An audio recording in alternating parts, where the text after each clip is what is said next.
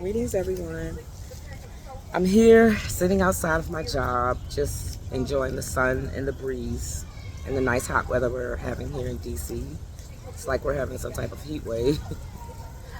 So I just came out to kind of enjoy, get away from the air conditioning in the building and enjoy the heat. I didn't get a chance to post for the full moon in Capricorn, which was actually our summer solstice as well. So it was a big transition day.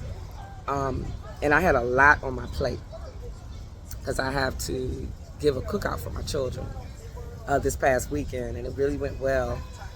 And I felt like I was kind of living in the energy as opposed to kind of observing it so I could report. So one thing I did notice about the full moon in Capricorn is that we're being asked to ground a lot and kind of do some self-care.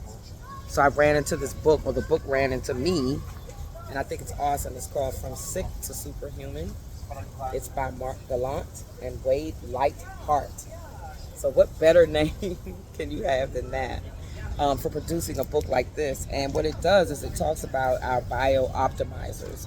It tells us how to really become superhuman, not just average human, but to really know what to eat, what can affect our bodies stressfully, like within our systems.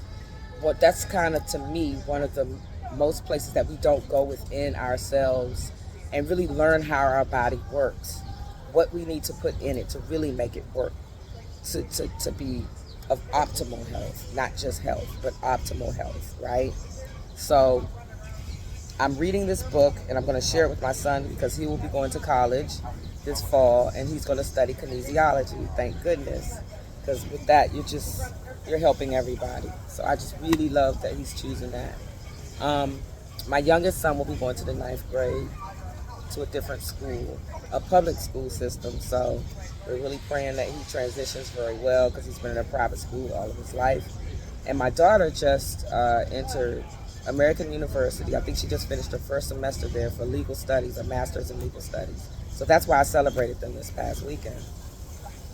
I thought it would be important to honor the full moon, not only by honoring myself, right, and my family, self-care, self-love, but also honoring others. I think it's important that I'm sorry, there's some gentlemen that are very jubilant walking by, but I think self-care versus self-centeredness.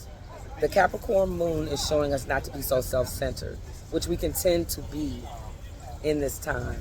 So I think that we have to find a balance between self-care and self-centeredness, so that it projects self-love, right, to all.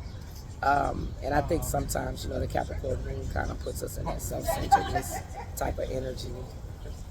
So, and the reason why I say this, I'm just going to kind of air a little personal business out. I had this event for my children, and I invited all, including their dad and his family, who I love.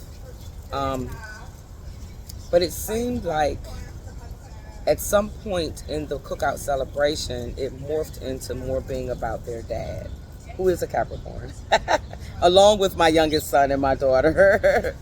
So I know the energy of a Capricorn. I know that they are definitely leaders, but sometimes they can be too more self-involved as opposed to kind of come out of yourself a little bit and see others, so that, because that helps you, so anyway, so we just got to try to find a way around that and bring that more into alignment and balance, I think, with this full moon. And but definitely checking in on yourself, making sure that you are healthy and that you're hydrating yourself. Hydration is very important right now. We're in the thick of the summer. It's been 100 degrees here in DC. And two people who lived here, who traveled to Saudi Arabia, where it's 120 degrees, actually passed away. So I know that we need to definitely be hydrating and taking care of our water systems within our body. That's why this book is good too, because we're learning that every part of our body is a system. And just like a car, all systems, or a plane, you know, all systems have to be on go at the same time. They shouldn't be so imbalanced where one organ or system is working hard for the other system because the other system is failing, right? So let's take time to do that with this full moon in Capricorn. We have another moon coming up. It's gonna, I think that's in Capricorn too. I'm not certain. I'll look it up. But this is my little quick, like, kind of energy report for our full moon and our summer solstice. Like, we're in the thick of it now. Summer is here finally. I often ask myself, why am I living in this cold climate? Like, it gets cold here at least 3 to 4 months. When people would say, well, that's not so bad. But I really don't like cold weather. So I'm going to try to relocate somewhere, maybe within the next 4 or 5 years, that's a little more warmer for me. And my temperament, I need sunshine and light and warmth to grow.